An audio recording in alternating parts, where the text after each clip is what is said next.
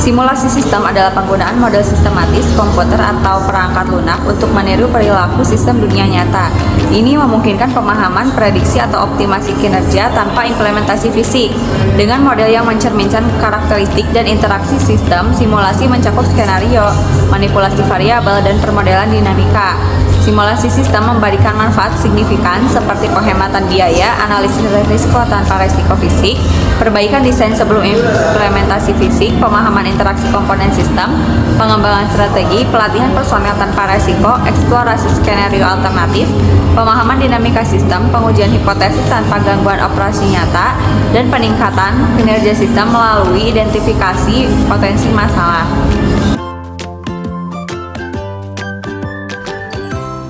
Di sini saya akan menjelaskan mengenai input dan output dalam simulasi. Pertama ada parameter inisial, yang dimana parameter adalah nilai awal yang mendefinisikan kondisi awal sistem. Yang kedua variabel kontrol, yaitu variabel yang dapat diubah untuk mengamati dampaknya pada sistem. Yang selanjutnya ada data eksternal, informasi dari sumber eksternal yang mempengaruhi simulasi. Yang keempat ada algoritma simulasi atau instruksi yang mengatur evolusi sistem.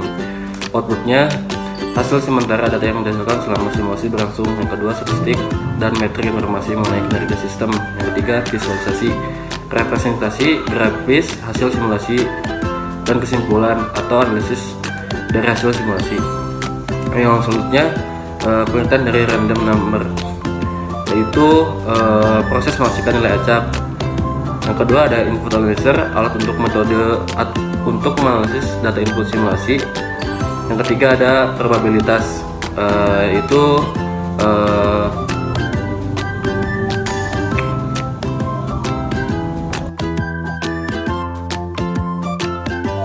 di sini saya akan menjelaskan tentang kegunaan dan ketertarikan random number generation dan input analyzer, dan yang kedua itu adalah langkah-langkah dalam generate data.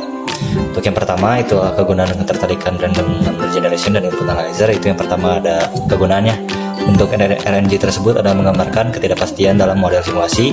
Lalu untuk kegunaan input analyzer itu menganalisis dan memahami distribusi probabilitas dari data. Untuk inputnya sendiri, ketertarikan RNG itu digunakan untuk menghasilkan nilai acak yang digunakan sebagai input simulasi. Sedangkan untuk input analyzer sendiri kemudian menganalisis distribusi probabilitas data input. Untuk langkah-langkah dalam generate data itu yang pertama ada identifikasi variabel input, yaitu tentukan variabel-variabel yang memerlukan nilai acak.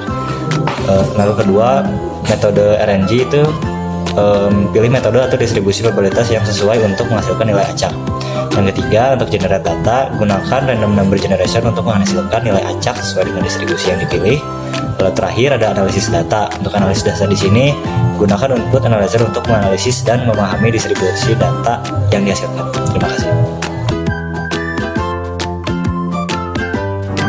Langkah-langkah membuat model simulasi. 1. Definisi tujuan simulasi itu tentukan tujuan simulasi dan parameter-parameter yang relevan. 2. Itu mengidentifikasi variabel dan parameter. Identifikasi variabel input, variabel kontrol, dan parameter lainnya. Yang ketiga, pembuatan algoritma simulasi seperti kembangkan algoritma atau model matematis yang mempresentasikan sistem. Keempat, penggunaan RNG dan input analyzer, yang dimana ini tuh menentukan bagaimana RNG dan input analyzer akan digunakan dalam model. Yang kelima ada implementasi algoritma dengan menerapkan algoritma simulasi menggunakan perangkat lunak atau bahasa pemrograman. Yang keenam, validasi dan verifikasi seperti validasi model untuk memastikan bahwa itu mencerminkan dengan benar sistem yang disimulasikan. Dan yang terakhir, mengevaluasi hasil. Jadi kita menjalankan simulasi, menganalisis hasil dan mengambil kesimpulan yang relevan untuk tujuan simulasi.